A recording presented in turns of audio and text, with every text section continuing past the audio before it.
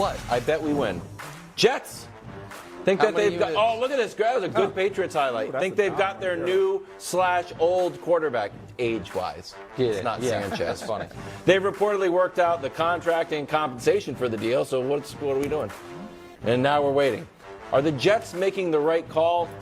We're going to start with Nick Wright. Okay. No, I don't believe so. I think that given the fact that you have to trade for Rodgers, so you have to give up picks. Now, you'd also have to trade for Lamar, but Lamar's younger and better. And given the salary, to me, if we were to go back 3 weeks to the start of before any of the quarterback carousel, I would have ranked the Jets' options as follows. Lamar, number one. Oh, no. Now, he's the most expensive, but he's the youngest and the best by a mile. Derek Carr, too. Ooh. Purely because you don't have to give up any draft capital, and it's less on your salary cap. This one, God, I'm glad Brew's not here. I think I would have Jimmy G 3. Holy cow. Purely because I think Jimmy G's like going to come in the mid-20s. I think he's going to cost less than Geno, and again, no draft. No, I'm talking about salary. And it's all about surplus value, right? It's all about, can you generate more than you're costing me so I can end up, and if you're not as good of a player, with the money I save, can I then acquire better players around it? That's the whole name of the game. And then I'd have Rodgers fourth. And again, it's not because he's not one of the all-time greats. This is kind of a cousin of the Draymond conversation we had. Not the same, but you can be a Hall of Famer and an icon and also not close to that anymore. And then when you add to it, James, what I would want to know if I'm the Jets is, okay, so if we trade for you, when's the first time you're actually going to shake Garrett Wilson's hand? Because if it's going to be at mandatory minicamp, I don't know if that's going to work. Because I remember when you sat with us and remember the time when Christian Watson didn't read the hand signal and Aaron got upset and you explained to us about how that worked. I think you need a lot of time with these guys early if you're going to try to hit the ground running and make a run in the tough AFC. And while it's not Aaron's obligation to show up to the voluntary stuff, if he's going to be on my team, I'm going to want him there when it's a whole new team and a whole new everything. So it's not the decision I would make if I were the Jets, but it sure seems like the decision they are making. Yeah, I mean, if it's in order, if we're talking about the quarterbacks that you should attack in order, absolutely. Everybody knows how I feel about Aaron Rodgers. Thinks he's the baddest man on the planet to ever throw the football. Sure. And I'm biased a little bit because I played with him, but when you're talking about this, Lamar Jackson absolutely should be numero uno. You're going to plug him into your offense with a really good defense for the next 10 years.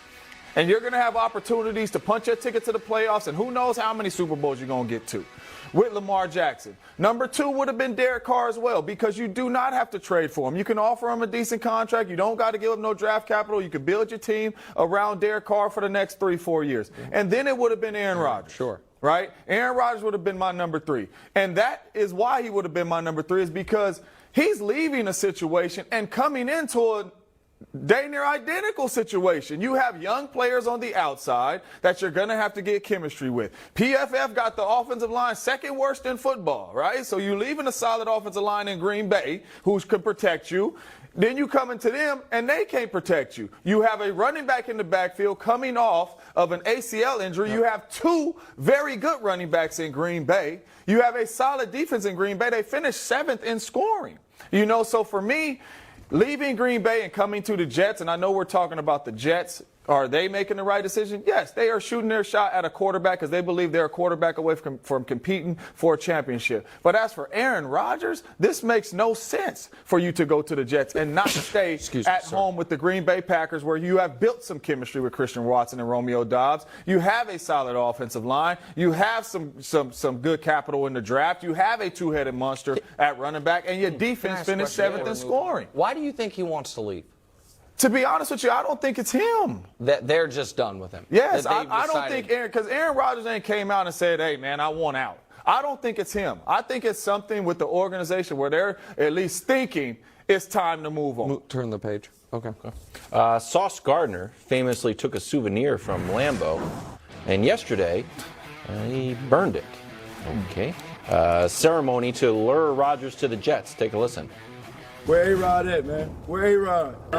Let's make this happen, man. This is me talking now. I ain't playing no games no more. I'm not playing no more, A-Rod. I was playing that first. I'm not playing no more. You see it in my face. I need you to lock in. I need you to come here so we can win the Super Bowl. Okay. All right. He also talked about that there was going to be a package deal, which I thought was interesting. Where it's like maybe Rodgers is coming with someone. I don't know who, but maybe it's like a Brady, Antonio Brown, Gronk situation. Are the Jets Super Bowl contenders? You can say no.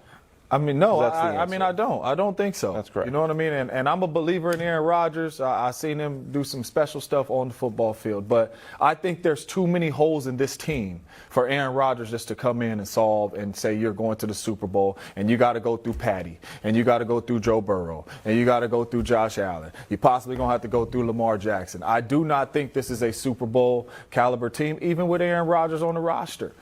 I think the Jets have a long way to go. They got holes to fill in their team. My concern would be everyone's like, well, you've got a great defense. Probably you have a great defense, but the best offenses, if you keep the same quarterback and coach, are pretty consistent year to year.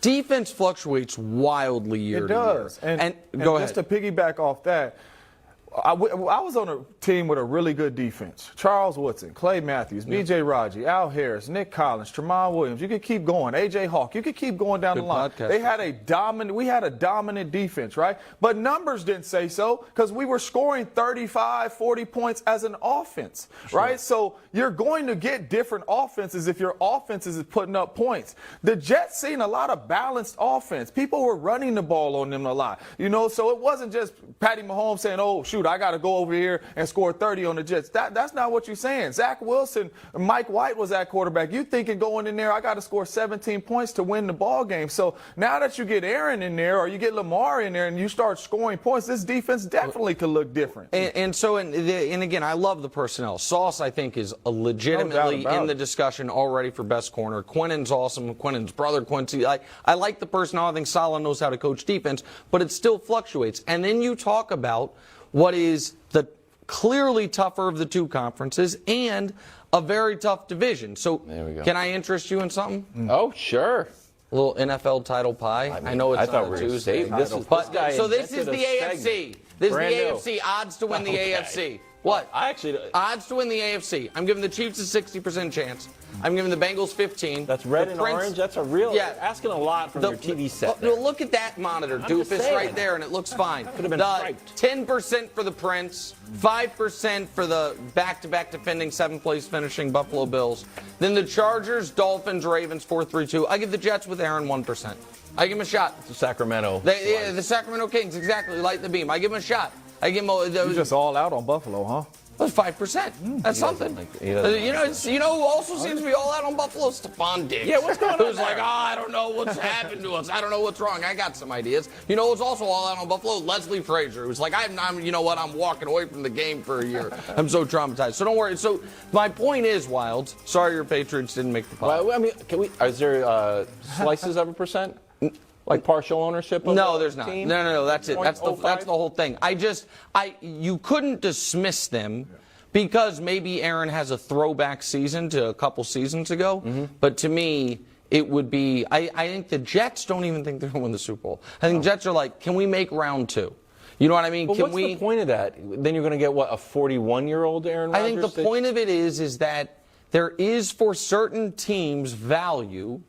And we're going to have 17 Sundays that our fans are excited about. We're going to be viable. You know what I mean? We're going to have a shot. We're going to get in the tournament and see what happens. I think that's the plan. Get us a quarterback, punch our ticket to the tournament. And see what the hell happens. Okay, yeah, maybe. If you don't have any plans in mid-June, why don't you consider heading over to the Psychedelic Science Conference at the Colorado Convention Center, where a featured speaker will be Aaron Rodgers. Nick?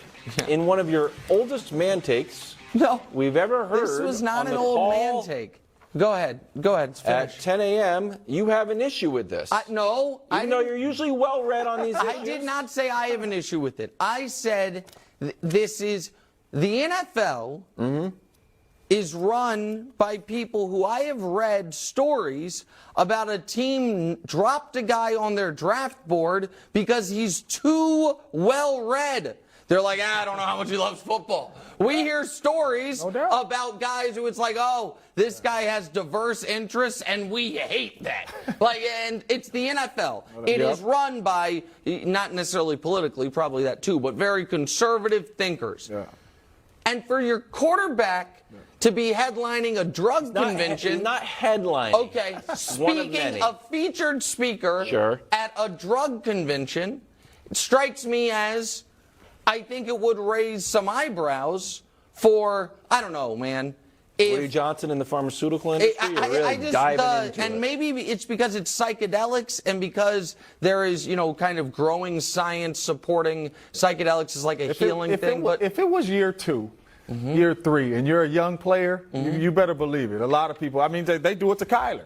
You don't care about football and all that. Speaking at a Call of Duty convention. You know what I mean? So, they do it to Kyler. So for me, in year 20, going into year 20. I'm not really worried about what he has going on, but if he was a young player, you better believe it. That is how they talk. Okay, this is why it's such an old man tape. I printed out the I'm the old man. You're printing out news articles to read. I didn't want to read it on my computer. Yeah. But it is a legit conference with lots like neuroscience updates from Johns Hopkins, introduction to psychedelic law. I understand that. Neuroscience updates from UC Berkeley. We're acting like it's just Timothy Leary out in the woods. I'm acting like we have known for 10, 15 years at a minimum that marijuana has legitimate therapeutic reasons for stress, anxiety, and certainly for pain, right? And football players had to fight tooth and nail to be allowed to use just weed, even when it was being legalized across the country, because the league is on stuff like this usually a few